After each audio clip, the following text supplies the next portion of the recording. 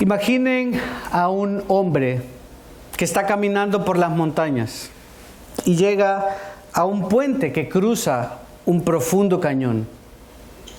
A la entrada hay un gran letrero que dice: advertencia, el puente es inestable y puede colapsar, no lo cruce.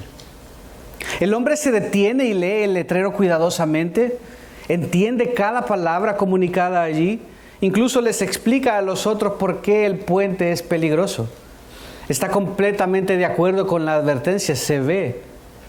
Pero luego se encoge de hombros y dice, decide cruzar el puente de todas maneras.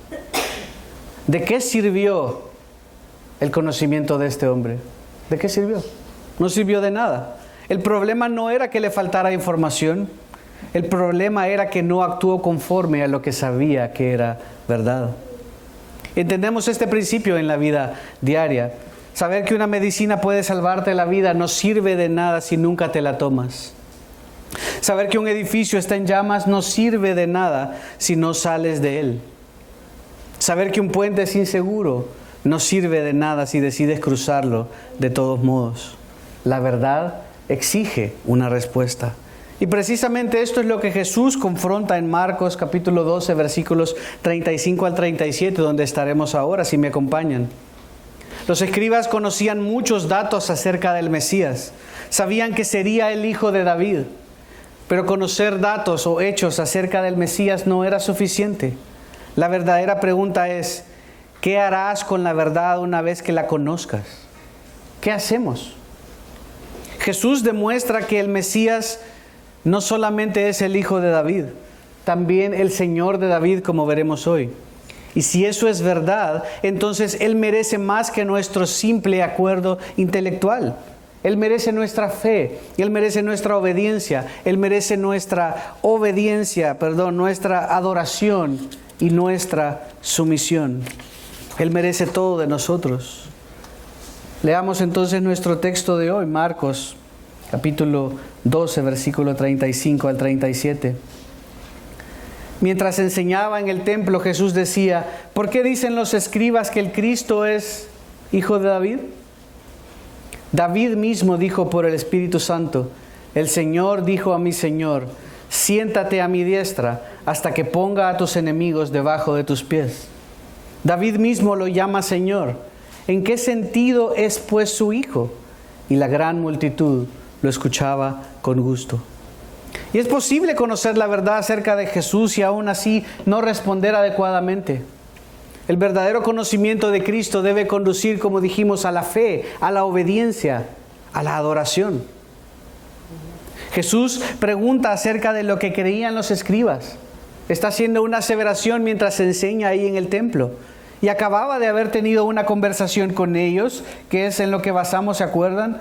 Una pequeña serie que hicimos acerca de mi hermano. En el versículo 32 dice, el escriba le dijo, muy bien, maestro, con verdad has dicho que Él es uno y no hay otro además de Él, y que amarle a Él con todo el corazón y con todo el entendimiento y con todas las fuerzas y amar al prójimo como a uno mismo es más que todos los holocaustos y sacrificios.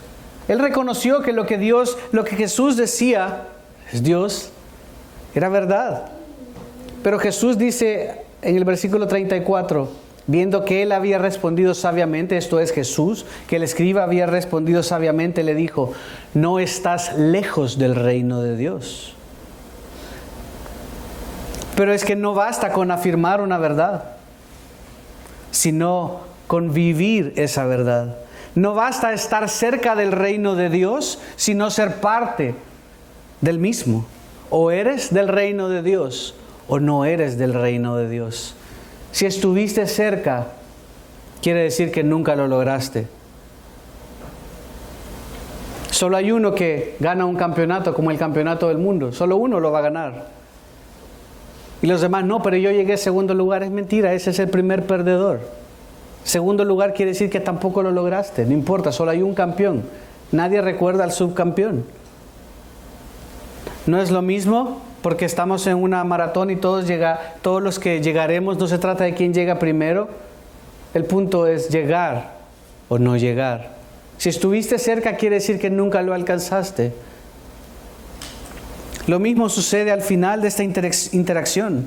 Miren el versículo 37 al final, porque dice que las multitudes se maravillaron de que Jesús fuera capaz de hacer estas preguntas y cuestionar a los escribas. Ojo, nadie cuestionaba a los escribas.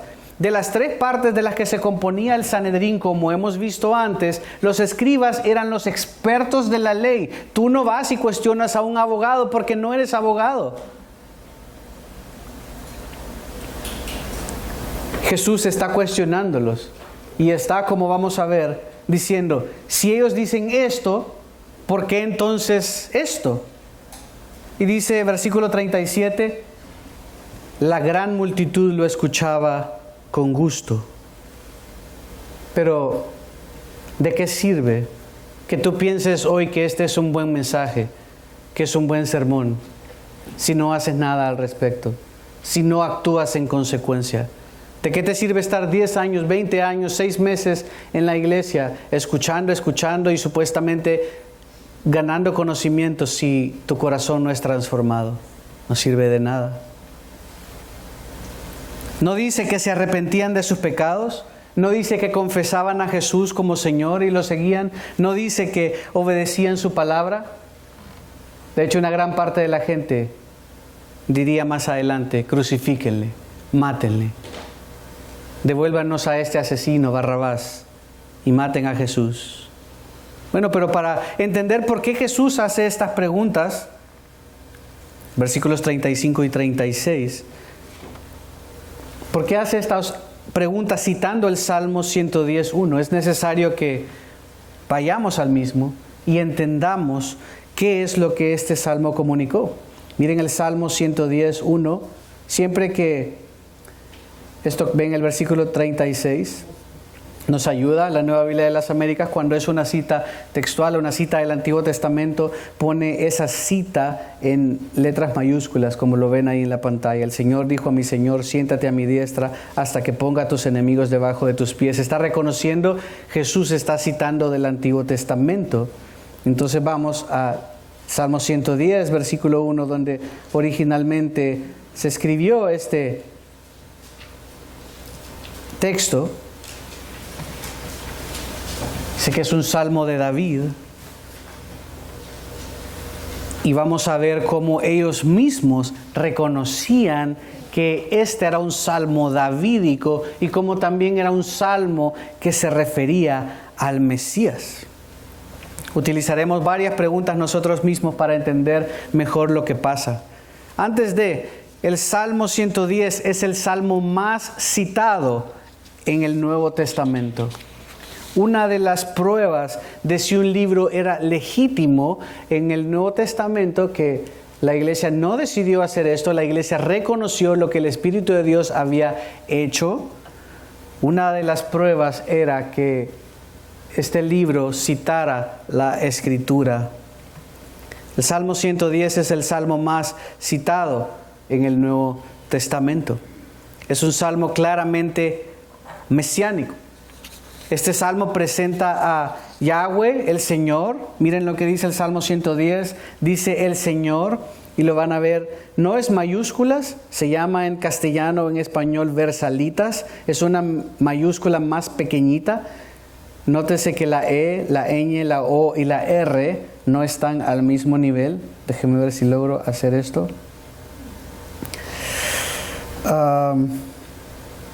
Ok. Dice el Señor. ¿Ven ese Señor ahí? No está la E al mismo nivel de la S. No es toda mayúscula. No importa por qué es en español, pero solo para que lo logren detectar. Siempre que en la Nueva Biblia de las Américas, versiones más modernas como esta, se decide poner en versalita el nombre Señor, se está refiriendo al hebreo Yahweh o Yahvé. Depende de la versión a la cual se esté traduciendo o al tipo de hebreo del cual se esté traduciendo. Yahweh o Yahvé es lo mismo. Lo que antes se conocía como Jehová. Jehová se tomó las letras en hebreo YHWH, y se le puso las consonantes de Adonai. Y por eso se conoció por muchos años Jehová. Pero el nombre Jehová no está en la escritura realmente. Lo que sí está es YHWH, que los judíos no lo pronunciaban para evitar pronunciar el nombre de Dios en vano. Esas 4 consonantes, ese tetragramatón de 4, tetracampeón, cuando Brasil ganó su 4º campeonato le decían el tetracampeón. Cuando Italia ganó el 4º campeonato decían el tetracampeón. Tetragramatón son 4 consonantes que los judíos no pronunciaban. Pero los estudiosos creen que es muy probable que la pronunciación sea Yahweh. ¿Por qué la diferencia de Yahweh y Yahvé? Porque los judíos sefardíes que se radicaron en España pronunciaban la W como V. Así que algunos dicen Yahvé o Yahweh. Depende de la influencia de la que se esté traduciendo. Y Yahweh es el nombre que Dios se reveló a sí mismo en el Antiguo Testamento, en Éxodo 3:14. Yo soy el que soy, yo soy el que no depende de nadie, ni de nada ni de nadie, el que existe por sí mismo. Entonces cuando David está diciendo, dice el Señor, está diciendo, dice Yahweh, no está diciendo cualquier Señor. Y cuando el judío leía esto, porque aunque aquí debió haber dicho Yahweh, los judíos para no pronunciar mal o no equivocarse o no transgredir ese mandamiento de Dios, sustituyeron Yahweh, YHWH, cuando lo tradujeron al griego por Señor, que es Kurios. Así que cada vez que ese Señor está ahí, esta versión, no todas las versiones lo van a tener acá, esto nos ayuda, nos hace ese favor, lo pone en versalita, que de nuevo es como una mayúscula más pequeña. La S es S mayúscula porque es un nombre propio, pero verán que la E, la ñ, la O y la R, marcadas ahí en amarilla, son un poco unas mayúsculas más pequeñitas. Dice el Señor, dice Kurios, dice en griego, dice Yahweh. David está refiriéndose a que es el Señor, el que existe por sí mismo, al cual se dirige. Es el Señor el que está hablando acá. El Señor de David, es decir, el Mesías, es lo que vemos después. A ver si... Vemos a 2 señores aquí. Dice el Señor a mi Señor. Pero aquí hay algo importante, David era rey en ese entonces. Si David era el rey de Israel cuando escribió esto, ¿quién podía ser el Señor de David? Está mencionando a 2 señores diferentes. Uno que es la sustitución de Yahweh. Entonces está diciendo, dice Yahweh a mi Señor. David está hablando de 2 señores que son superiores a él mismo. Veremos que David está presentando 2 señores en efecto, porque está presentando a Dios el Padre, Yahweh, y a Dios el Hijo como su Señor, que es su Hijo. Por eso, ahora me quiero salir de acá, ¿cómo me salgo? Voy a regresar a Marcos. El Señor dijo a mi Señor, siéntate a mi diestra hasta que ponga a tus enemigos debajo de tus pies. Y Jesús les pone a pensar y dice, David mismo lo llama Señor. ¿En qué sentido es pues su hijo? Porque como vamos a ver, David había recibido una promesa de parte de Dios que uno de sus hijos se sentaría en el trono. Lo que no habían entendido es que este hijo de David sería Dios mismo. Este título mesiánico, este libertador, él sería el hijo de David y era Dios mismo, y Jesús se está identificando como tal. Quiero que me acompañen a Hechos.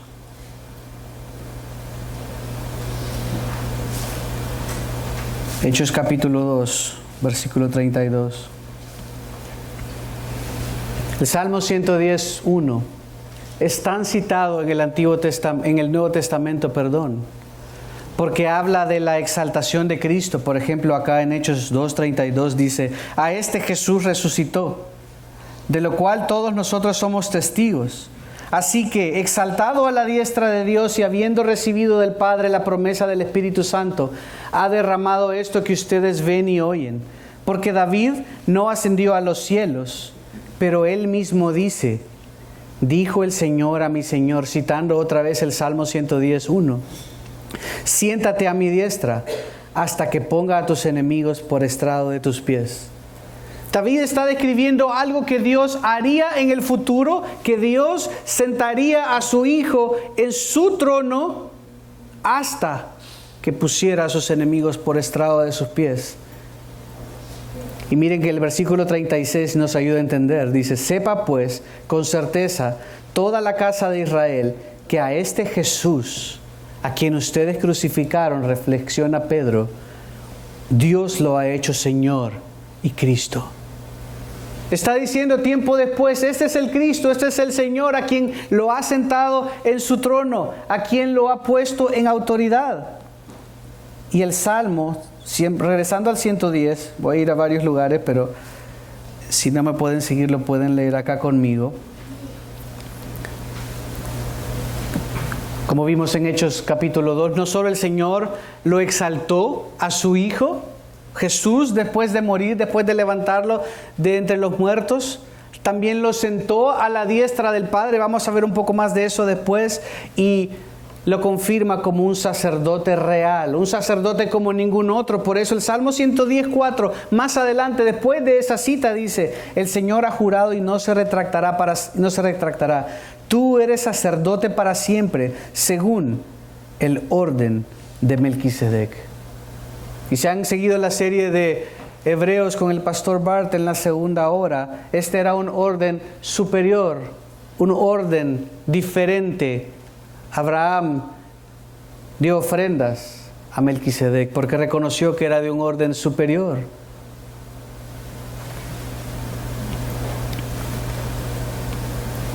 Jesús se encuentra actualmente exaltado a la diestra del Padre. Sin embargo, aún no ha comenzado a reinar desde el trono de David, como había prometido. Ese trono que Dios le prometió a David, que uno de sus hijos se sentaría para siempre. Quiero que me acompañen ahora a Apocalipsis, capítulo 3, versículo 21. El Espíritu de Dios, hablando a las iglesias, dice: al vencedor le concederé sentarse conmigo en mi trono. Esto es Jesús hablando.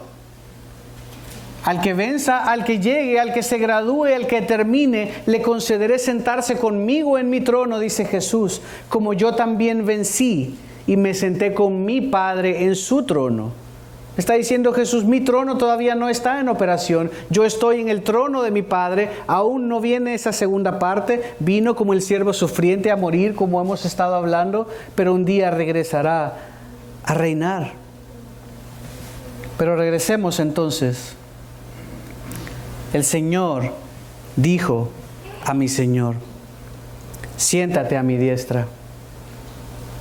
David no se refiere a sí mismo, no se refiere a Salomón. David llama a esta figura mi Señor. Esto indica que esta figura es superior a David.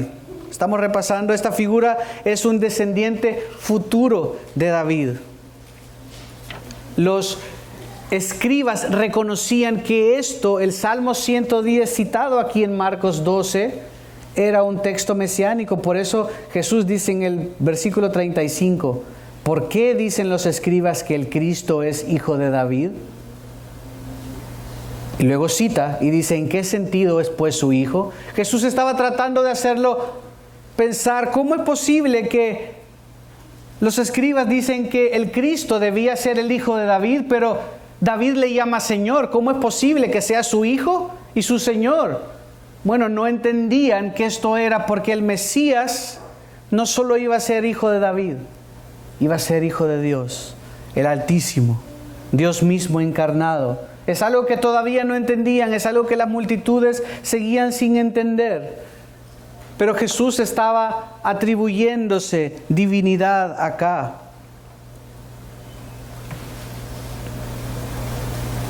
El contexto del pacto davídico, el pacto que Dios había hecho con David, anticipaba a un descendiente que reinaría para siempre. Miren 2 de Samuel, versículo 7, capítulo 7, versículo 12. Cuando tus días se cumplan y reposes con tus padres, levantaré a tu descendiente después de ti, el cual saldrá de tus entrañas, y estableceré su reino. Él edificará casa a mi nombre, y yo estableceré el trono de su reino para siempre. No era alguien normal, pero era uno de sus hijos. Él seguro pensó que era Salomón. Salomón tal vez pensó que era él, pero Salomón murió. Esto no fue Salomón. Yo seré para él padre y él será para mí hijo. Era evidentemente alguien más. El Salmo 110 apuntaba al Mesías venidero. Algo que los escribas decían, sí, claro, es un hijo de David. Sí, claro, es el Mesías. Y por eso Mateo, que escribe a los judíos, comienza con una genealogía para corroborar, para que todos pudieran ver que Jesús era hijo de David, legítimo, era de la descendencia de David. La Escritura se estaba cumpliendo. ¿En qué posición está Jesús? Haciéndonos otra pregunta para hacer un vistazo rápido también de lo que el Salmo 110:1 dice. Yahweh dice, el Señor dijo a mi Señor, siéntate a mi diestra. Yahweh invita al Mesías a sentarse a su diestra. ¿Por qué? ¿Qué diferencia hace que yo le diga a José Luis, siéntese aquí a mi diestra? ¿Cuál es lo opuesto de diestra? Una palabra que si vemos superhéroes y cosas así, esa palabra les va a sonar algo malo, la siniestra. La siniestra es a la izquierda, la diestra es a la derecha.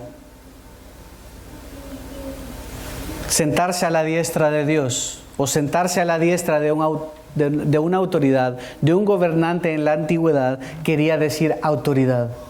Está diciendo, tú estás conmigo y tienes autoridad conmigo.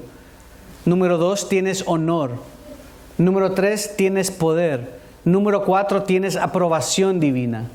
Así que cuando dice, el Señor dijo a mi Señor, siéntate a mi diestra, lo que está diciendo es que el Señor levantaría al otro Señor, el Padre levantaría al Hijo de entre los muertos y lo sentaría a su diestra, porque tendría autoridad. Por eso Jesús, cuando envió a sus discípulos al final de Mateo, le dice, toda autoridad me es dada. Id pues y haced discípulos. Él le dio autoridad, Él le dio honor. Como dice Filipenses 2, el Señor dejó el honor, la gloria que tenía a la diestra del Padre para venir a lo más humilde, para morir por ti y por mí, para ser levantado, para ser puesto en autoridad de nuevo. Pero aún no era el trono de su padre David. Sigue estando ahí a la diestra de Dios en su trono universal. Ningún rey humano jamás recibió ese privilegio. Ni David. David no está a la diestra de Dios. El Mesías, según lo que vemos en el Salmo 110:1 y según lo que vemos en Marcos 12, es lo que Jesús está diciendo a la congregación ahí en la asamblea, en la sinagoga. El Mesías es presentado como humano porque es descendiente de David. Y todos decían, no, claro, sí, es hijo de David, es humano. Pero también es presentado acá algo que se les perdía, algo que pensaban que no podía ser, divino. ¿Se acuerdan? Pedro estaba comenzando a entender y le dice, tú eres el Cristo, pero después Pedro fue usado por Satanás y el Señor le dice, apártate, o está siendo instrumento de Satanás, o apártate de mí, Satanás, porque le dice, Señor, no vayas a la cruz, deja de estar hablando de morir. ¿Cómo que te vas a morir? Si queremos que nos liberes de Roma, no queremos que mueras.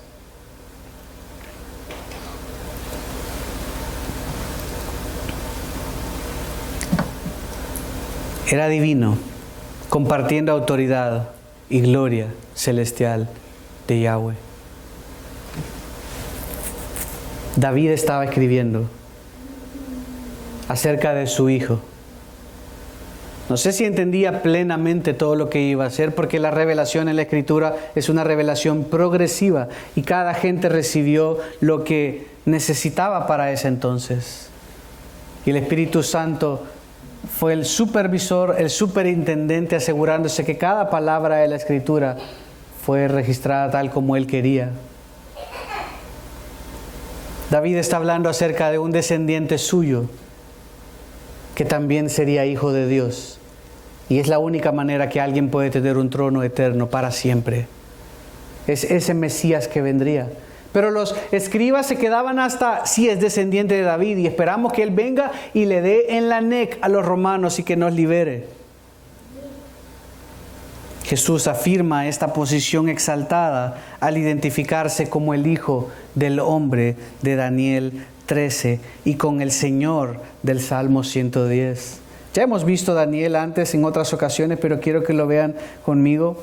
Daniel 7:13, otra manera que podemos saber que Jesús no está reinando aún en el trono que dijo que tendría Él.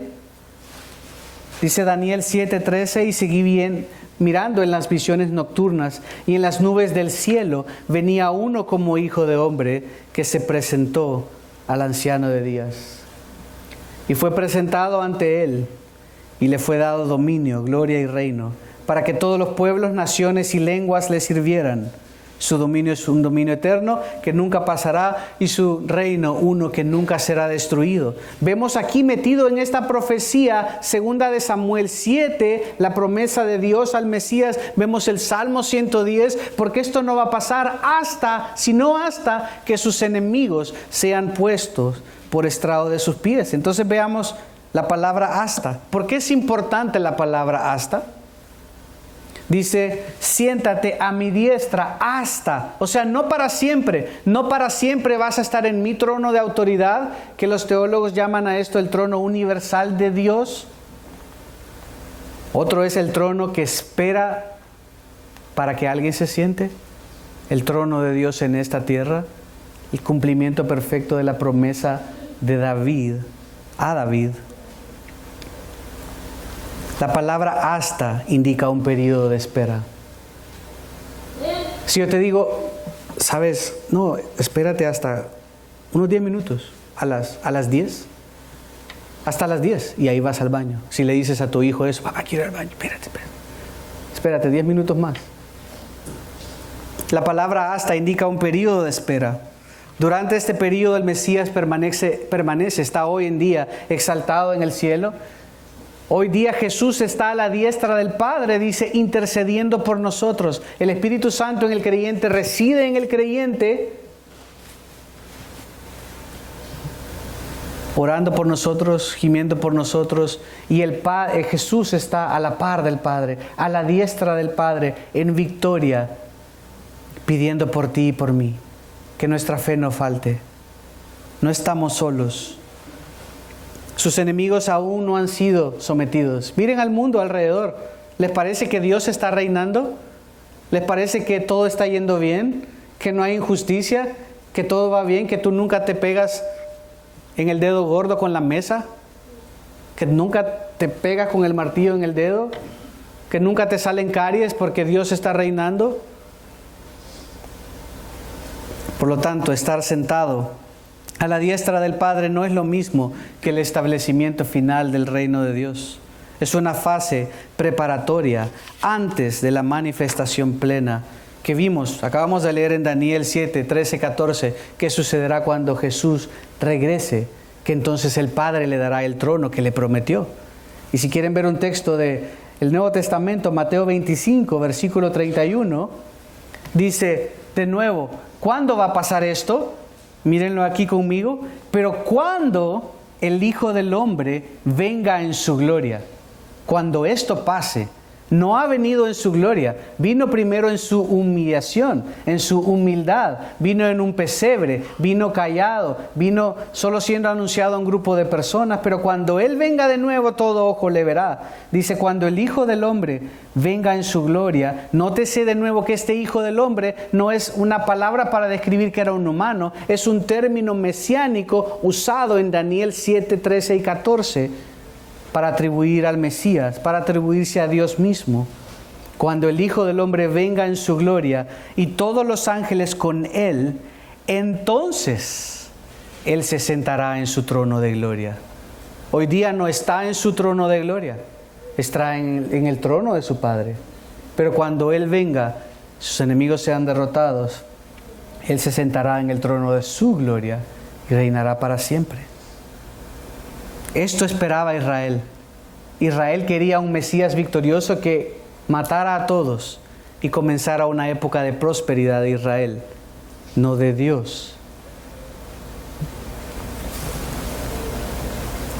El Señor promete una victoria total sobre los enemigos del Mesías, hasta que ponga a tus enemigos por estrado de tus pies. Los enemigos llegarán a ser estrado de tus pies. Implicaba rendición, implicaba victoria sobre. Goldfield, el pastor Goldfield, fue a Egipto porque, no debo decir esto en público, por la grabación. Bueno, ya dije el país, pero fue a un lugar donde hay estatuas que están como los reyes de ese entonces. Ustedes saben cómo se conocen en ese país que recién dije.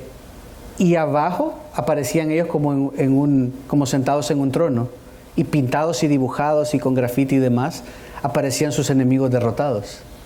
Desde la antigüedad esa era siempre un símbolo de que yo a mis enemigos los pisoteo. Están debajo de mis pies. No nos suena a nosotros mucho, es una imagen de la antigüedad. Pero que tus enemigos estén en tus pies, es como yo estoy en control, yo los pisoteo, yo los controlo.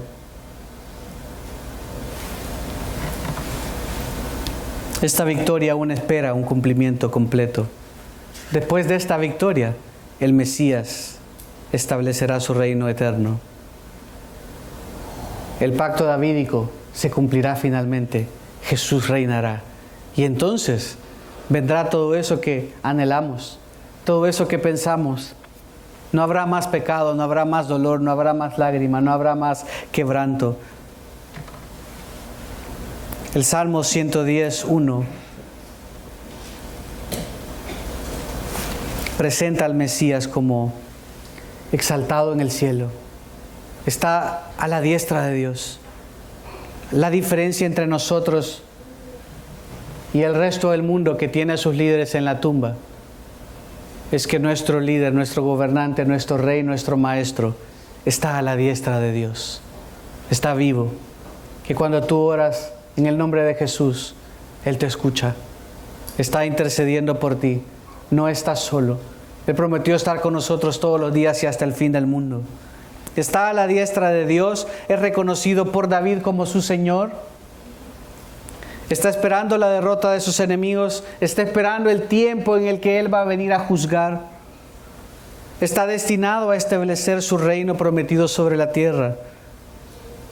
Por lo tanto, su estancia presente a la diestra del Padre y su futuro reinado en el trono de David deben entenderse como dos fases diferentes, aunque son estrechamente relacionadas de su misión mesiánica. Algo que no entendían los escribas, pensaban solo una parte. Nunca pensaron que debían ser transformados sus corazones. Algo que se había prometido en el nuevo pacto, que Él escribiría sus leyes en sus corazones, que cambiaría su corazón de piedra en corazones de carne, que sus mejores obras eran como trapos de inmundicia. Necesitaban primero ser perdonados, ser salvados, ser rescatados por su absoluta incapacidad. Ese siervo sufriente de Isaías 53 debía venir primero en forma de siervo a dar su vida en rescate por muchos, para luego venir como victorioso guerrero. Por eso Jesús cita el Salmo 110 mientras enseñaba en el templo, ya que quería poner a prueba a los líderes religiosos. Mientras ayudaba a la gente a conectar los puntos, Jesús estaba poco a poco explicando quién era Él. Los escribas creían que David había escrito ese salmo y estaban en lo cierto, y que se refería al Mesías y estaban en lo cierto, pero lo que hacían incorrectamente es que no se daban cuenta que el Mesías, como David mismo lo dijo, su propio hijo, iba a ser su Señor porque era Dios mismo. Jesús, como dice Colosenses, la imagen visible del Dios invisible estaba frente a ellos. Era el Mesías. Dios mismo había venido a salvarles. Dios le llamó Señor a su Hijo porque el Mesías, el Hijo de David, era también hijo de hombre revelado, era el Hijo del hombre revelado por Daniel, el siervo sufriente revelado en Isaías 53, y el Hijo de Dios encarnado para morir por los suyos y llevarlos hasta el cielo. Jesús es 100% hombre y el heredero legítimo del trono de David prometido por Dios a uno de sus hijos. María era hija de David, era de la descendencia de David. Y José también, aunque no fue su padre terrenal. Al mismo tiempo, Jesús es 100% Dios y por eso puede cumplir perfectamente. El Mesías es tanto el Hijo de David como el Señor de David. Verdaderamente humano para salvarnos y verdaderamente divino para gobernarnos. Ni su audiencia ni los líderes religiosos sabían qué responder. Sencillamente nos dice el texto que se maravillaban de la enseñanza. No sabían cómo empatar estas verdades. David mismo lo llama Señor, dice Marcos, que Jesús dijo, ¿en qué sentido es pues su Hijo? Les hizo una pregunta sin respuesta, una pregunta que la dejó ahí sin responder, una pregunta retórica. La multitud lo escuchaba con gusto, pero se fueron pensando. ¿A dónde estás tú parado? ¿Te maravilla la claridad de la Escritura? Las conexiones que hemos visto, aunque sé que es un montón y cuesta seguirle el hilo. Pero, ¿qué estás haciendo con lo que sí sabes de Dios? ¿Has entregado tu vida a Dios por completo o solo a medias? Según te conviene. ¿Le has entregado solo lo que te gusta? Pero Dios no quiere mi vida ni tu vida a medias. Dios la quiere completa. Dios no tiene medios hijos. O somos hijos de Dios o somos enemigos de Dios. O Él es tu Salvador o Él será tu juez un día. Hace casi 2000 años un gobernador romano tuvo delante de sí a Jesús de Nazaret. Su nombre era Poncio Pilato. Pilato escuchó las acusaciones, habló con Jesús, examinó la evidencia y llegó a una conclusión sorprendente. No hallo delito en este hombre. Pilato sabía que Jesús era inocente. Sin embargo, saber la verdad no fue suficiente. Por miedo a la multitud, presión grupal, a pesar de que él tenía autoridad como buen político, por conveniencia y para proteger su posición, entregó a Jesús para ser sacrificado. Pilato conoció la verdad, pero no actuó conforme a ella. Aquel día la pregunta más importante de su vida no era si Jesús era inocente. La pregunta era, ¿qué vas a hacer con Jesús? ¿Qué vas a hacer con Él? Y esa misma pregunta debería resonar en nuestras vidas hoy. No basta con saber que Jesús es el Hijo de David. Ah, qué bonito saber, sí, aprendí que Jesús es el Hijo de David y el Mesías y Yahweh y todas esas cosas técnicas. No basta con saber que Jesús es el Hijo de David. No basta con admitir que es el Señor de David. No basta con reconocer que es Dios hecho hombre. Las preguntas decisivas para nosotros hoy son, dado a que Jesús era quien era, que es quien es, que está donde está, que hará lo que hará, que hizo lo que hizo, cumpliendo al pie de la letra todas sus palabras y las cumplirá las que faltan, ¿te rendirás ante Jesús como tu Señor? ¿Te aferrarás a Él como tu Salvador? ¿Vivirás tu vida para Él? o para ti mismo. Nadie puede permanecer neutral ante Cristo. Todos debemos responder. O eres de Él o estás en contra de Él. No hay puntos medios.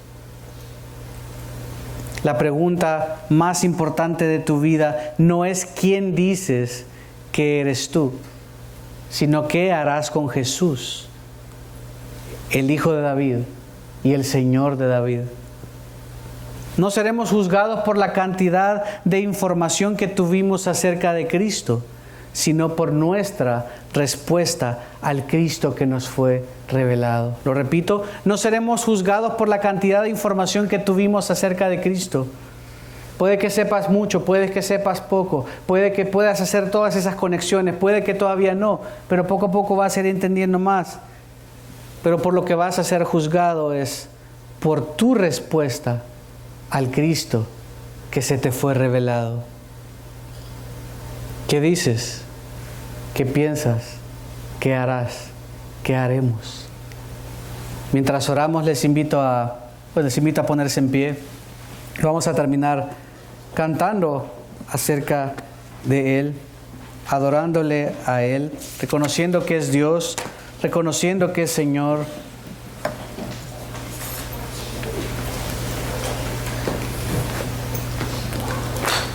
Esto no es una apelación emocional,